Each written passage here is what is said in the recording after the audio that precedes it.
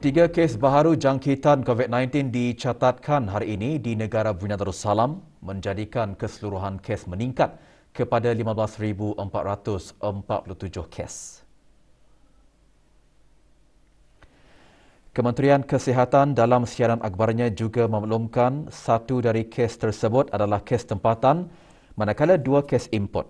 Sementara itu, 865 ujian makmal dilaksanakan dalam tempoh 24 jam lalu, manakala kadar kes positif adalah 0.3%.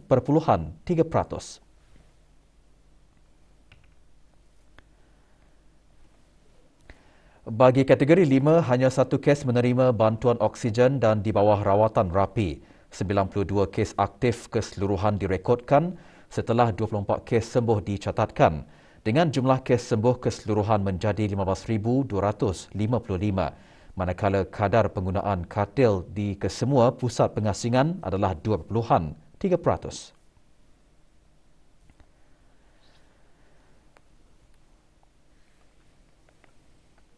Sehingga 25 Disember 2021, kadar keseluruhan penduduk yang telah menerima sekurang-kurangnya satu dos vaksin ialah 94.4%, untuk dua dos vaksin pula 92.9%, sementara 14.5% bagi kadar penerima tiga dos vaksin.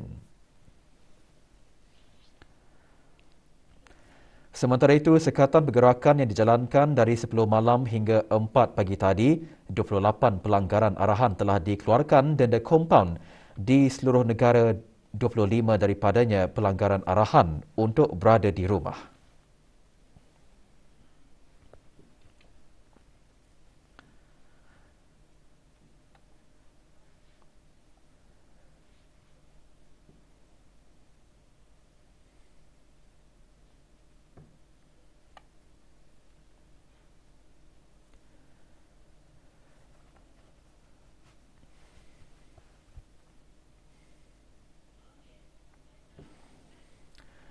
Hospital Raja Isteri Pengiran Anak Saleha, Hospital Suri Seri Begawan dan Hospital Pengiran Isteri Haji Mariam membuat pengemas kinian pada dasar pelawat dan pendamping semasa fasa awal endemik.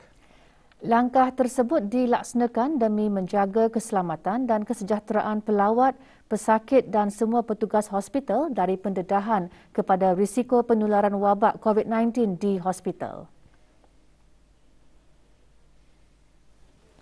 Kementerian Kesihatan dalam siaran medianya menyatakan pelawat iaitu individu yang bukan datang untuk menerima rawatan yang dibenarkan untuk masuk ke premis-premis hospital seperti yang tertera.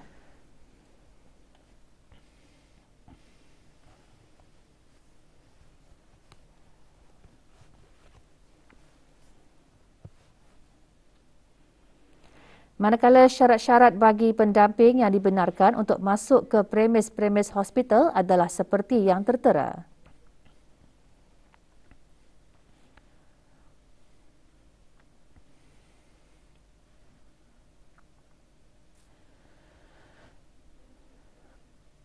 Selain itu, bagi memasuki premis hospital, pelawat dan pendamping hendaklah mempunyai kod aplikasi BruHealth berwarna hijau atau kuning, lengkap 2 dos vaksinasi COVID-19 dan menunjukkan kad pintar atau jenis pengenalan lain. Manakala pelawat tidak dibenarkan melawat pesakit yang bukan dalam keadaan kritikal dan dikehendaki untuk sentiasa memakai sungkup muka dan menjaga penjarakan fizikal.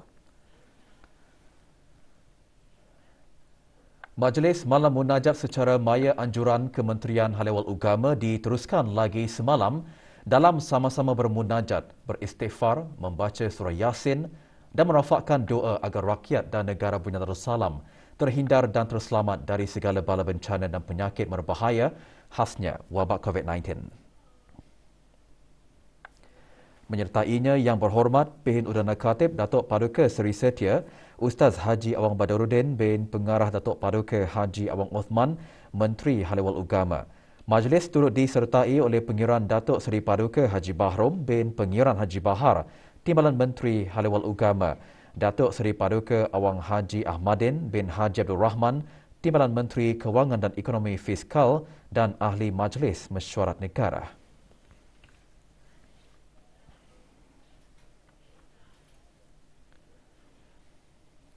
Majlis pengundian dan pemilihan calon penghulu Mukim Lumapas yang diadakan selama 3 hari berakhir hari ini dengan pengiraan jumlah undian keseluruhan calon bagi jawatan penghulu Mukim Lumapas.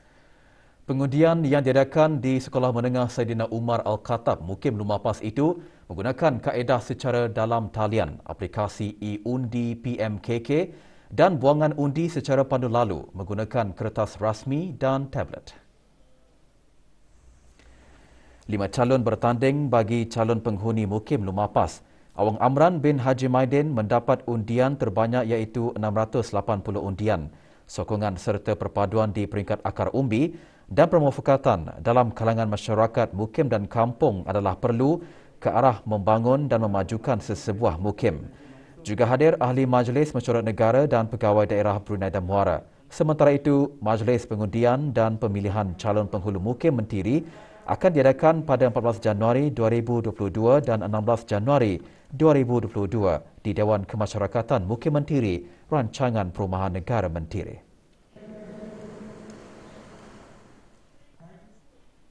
Pengurusan kewangan penting bagi mengelak individu berbelanja dengan boros serta tidak tahu menilai keperluan dan kemahuan dalam perbelanjaan. Namun setakat manakah kesedaran orang ramai mengenai perkara tersebut? Ikuti laporannya bersama Waznah Fakrana Othman. Setiap orang mempunyai perancangan pengurusan perbelanjaan keluarga. Namun perancangan jangka masa pendek dan panjang sangat penting. Bersama kita seorang narasumber Haji Syamsul bin Haji Muhammad, pengurus Am Insurans Islam Taib Family Takaful Sdn Bhd untuk membincangkan lebih lanjut mengenai pengurusan keuangan, keperluan atau kemahuan. Apakah kaedah yang dapat diterapkan bagi pengurusan keuangan yang lebih bijak? Saya akan berkongsi 3 kaedah. Ini adalah kaedah yang paling basic yang boleh kita ni apply. Pertama sekali ialah mengenai dengan penyata kewangan. Yang kedua, kita ni menyediakan dan mempraktikkan bajet. Bajet ini adalah satu kaedah yang boleh kita ni gunakan untuk melihat, mengenal pasti dari mana sumber pendapatan kita ni dan ke mana pendapatan kita ni belanjakan. Dan yang ketiga, itu dana kecemasan di mana kita ni menyimpan sekurang-kurangnya 3 ke 6 bulan daripada gaji kita ni. Mengapa seseorang itu perlu mempunyai perancangan jangka masa pendek dan panjang dalam pengurusan keuangan bagi perbelanjaan? Perlu diketahui perancangan kewangan adalah satu peta jalan yang membantu seseorang itu untuk mencapai suatu matlamat keuangan. So ini adalah perancangan yang sistematik. Kalau kita ni mempunyai perancangan kewangan, kita ni akan mempunyai orang hala tuju. Hala tuju kita ni kan ingin umrah, artinya itu hala tuju kita ni. Artinya kita ni mempunyai motivasi untuk mencapai matlamat kita itu. Jadi apakah kesan buruk jika tidak mempunyai perancangan dalam pengurusan keuangan?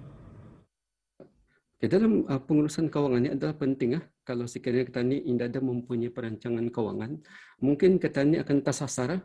Selain daripada itu juga anitah yang menyebabkan faktor kebocoran kewangan. Disebabkan kita ni tidak ada sandaran apa perkara-perkara yang kita ni patut belanjakan. Kita ni tend to berbelanja apa yang kita ni lihat. Apabila seseorang mengalami masalah kewangan, ia boleh memberi kesan buruk misalnya kepada rumah tangga. Apa pandangan Puan mengenai perkara ini? Perlu kita ni lihat bila kita ni sudah berkeluarga, kita ni mempunyai responsibility ataupun tanggungjawab terutama sekali kepada suami untuk membagi nafkah kepada isteri, menyediakan perbelanjaan untuk anak-anak. Itu di sini berlakunya keganasan rumah tangga disebabkan oleh ekonomi. Bila isteri ataupun anak-anak menginginkan sesuatu tapi tidak dapat dipenuhi. Jadi bolehkah jika Tuan mengongsikan jika terdapatnya kes-kes yang menyebabkan seseorang itu menanggung beban hutang yang berlebihan? Kalau kita lihat ada hutang yang baik, ada juga yang boleh dikatakan hutang jahat. So hutang baik ini kadang-kadang ia boleh mendatangkan manfaat kepada kita. Tapi hutang yang kurang baik ini, hutang yang terbaik ini adalah hutang yang kadang-kadang memenuhi kita ni punya personal. Dan kedua, ini kadang-kadang kita ni berhutang ini disebabkan oleh peer pressure, tekanan rakan. Di samping itu juga marketing. Kadang-kadang barang itu kita ni tidak perlu.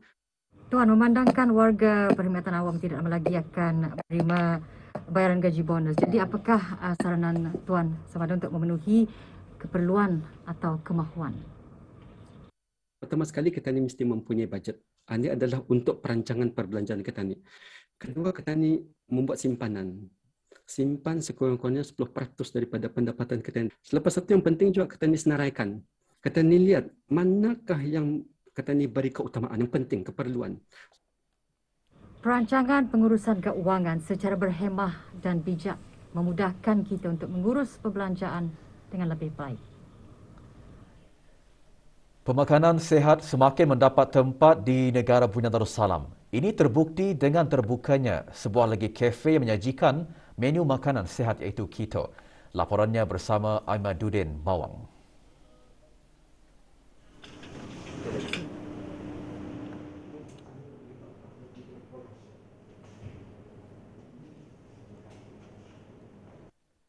Mula dibuka pada bulan Mac tahun lepas, Olis Cafe menyajikan makanan sihat keto. Menu makanan keto mempunyai keistimewaannya sendiri, antaranya dari segi cara masakan, khasiat dan bahan-bahan yang digunakan. Menu-menu yang terdapat di kafe berkenaan tidak mengandungi MSG, gula dan lemak trans. For menu keto, actually we have menu kami ni bercampur. Mostly it's actually menu yang regular. Tapi kalau orang yang mengambil menjaga pemakanan mengikut cara keto boleh request untuk ditukar kepada keto lah. Walaupun di kafe tapi masih lagi dapat jaga diorang punya keto diet tu. So kalau yang Indah mengamalkan keto diet pun ada mix lah. Meskipun kafe tersebut mempunyai cabarannya yang tersendiri, akan tetapi menu makanan sihat keto juga mempunyai penggemarnya yang tersendiri. Pasal di sini banyak pilihan makanan keto, macam bukan saja kek tapi macam ia punya meal itu kebanyakannya hearty and healthy juga. Harganya it's quite reasonable pulang untuk makanan keto. Makanan sihat tidak semestinya tidak sedap jika pandai mengolahnya dengan baik. Malah ia juga dapat dinikmati seperti makanan lain. Tepuk dada tanya selera. Aimaduddin Mawang untuk Berita RTB. Acara-acara sukan di negara Brunei Darussalam mempunyai potensi besar untuk berkembang luas dan lebih jauh. Oleh itu, 8 belia tempatan merebut peluang keemasan ini untuk memilih bidang penyiaran acara sukan secara langsung melalui Clicks Media. Zulfatli Haji Kasim ada laporannya. Ditubuhkan pada tahun 2020, Clicks Media menyiarkan pertandingan sukan tempatan sekaligus menambah nilai kepada klub-klub sukan di negara ini. Dengan teknologi canggih, syarikat berkenaan sudah berhasil membuat liputan langsung untuk beberapa acara sukan tempatan termasuk Liga Futsal Brunei 2021 dan Liga Catur Perdana Main Quest 2021. Kami juga akan menyediakan peluang pengiklanan kepada syarikat khususnya untuk mempamerkan produk mereka serta pengumuman acara mereka. Ideanya adalah untuk menggunakan web seluruh dunia atau internet sebagai alat penyediaan liputan acara sukan tempatan kita dan menjadikan boleh diakses dan boleh dilihat di mana-mana peranti sama ada komputer atau telefon pintar. Dengan tercetusnya idea ini, para belia diharap mengambil contoh dan terus memanfaatkan kemajuan teknologi masa kini kepada pendapatan yang menjana ekonomi negara. Laporan Zulfatli Haji Kasim untuk Berita RTB. 2 buah rumah di Kampung Pandai Besi A dilaporkan roboh kemarin. Bagaimanapun, kesemua penghuni dilaporkan berada dalam keadaan selamat dan tidak mengalami sebarang kecederaan. Jabatan Bomba dan Penyelamat menerima panggilan kecemasan pada pukul 5.15 petang kemarin. Rumah-rumah yang diperbuat daripada kayu dan bertiangkan konkrit itu dilaporkan roboh keseluruhannya. Dayang Fauziah binti Nasir, salah seorang penghuni terbabit, mengongsikan detik-detik kejadian berlaku. Kami 3 beranak sama mentua 2 orang di bawah. Dah tu semana-mana aku ni naik ke atas. Dah tu ada berbunyi macam retak. Retak dalam berapa minit tu, lepas tu sudah dia macam bunyi menyerubuk ke bawah.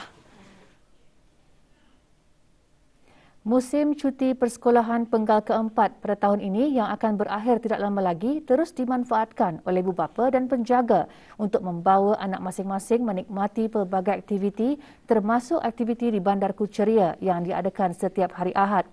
Namun garis panduan fasa awal endemik bagi kemudahan dan aktiviti bagi kecergasan dan rekreasi yang ditetapkan oleh pihak kerajaan terus dipatuhi oleh orang ramai.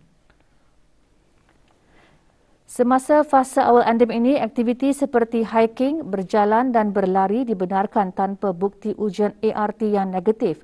Manakala sungkup muka hendaklah dipakai, namun ia boleh dibuka apabila melakukan aktiviti membenatkan dan dipakai serta-merta selepas selesai aktiviti tersebut.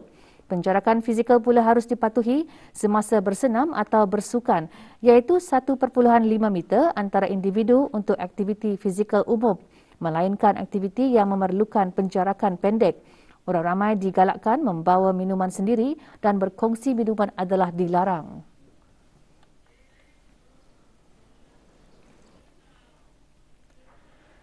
Sementara itu, bersantai dan beriadah bersama keluarga antara aktiviti yang boleh dimanfaatkan dan dilakukan sepanjang musim cuti persekolahan. Taman Jubilee Perak di daerah Belait menjadi salah satu tumpuan riadah. Pengunjung yang datang tetap mematuhi SOP yang ditetapkan oleh Kementerian Kesihatan. Taman Jubilee Perak dikenali dengan pantainya yang juga dipanggil Pantai Jubilee Perak. Ia merupakan tempat popular untuk perhimpunan keluarga untuk mengadakan riadah bersama dan aktiviti bersama keluarga.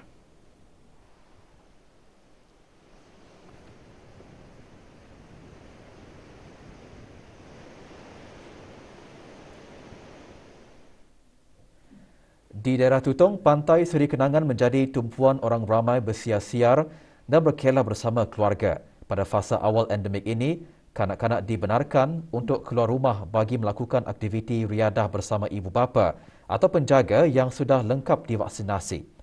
Walaupun berada di luar rumah, keselamatan dan kesihatan kanak-kanak tetap diutamakan dan diambil berat oleh para ibu bapa seperti memakai sungkup muka dan menjaga jarak.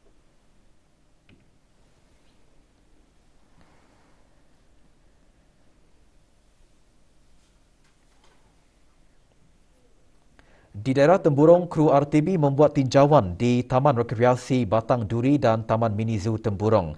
Para pengunjung dilihat gembira kerana berpeluang melakukan riadah dan menghirup udara segar bersama keluarga dan sahabat handai di samping mengenali tempat menarik dan berbelanja di negara sendiri. Semasa fasa awal endemik ini, orang ramai diingatkan agar sentiasa mematuhi garis panduan yang dikeluarkan oleh Kementerian Kesihatan dalam memastikan kesejahteraan diri, keluarga dan masyarakat adalah terjamin.